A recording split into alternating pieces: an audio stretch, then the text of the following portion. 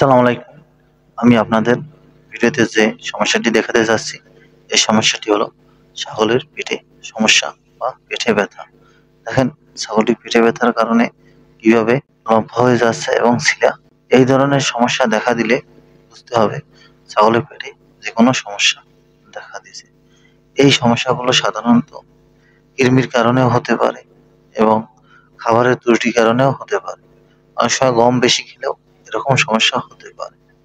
খাবারের পরিবর্তনের কারণে বেশি হয়ে থাকে এবং কৃমির কারণে খুবই কম হয়ে থাকে। এই ছাগলটি আপনারা দেখতে পাচ্ছেন, এটি খাবারের কারণে এই সমস্যা দেখা দিয়েছে। তাই এই ধরনের আপনার খামারে রোগ দেখার সাথে সাথে একজন অভিজ্ঞ ডাক্তারের পরামর্শ নেবেন।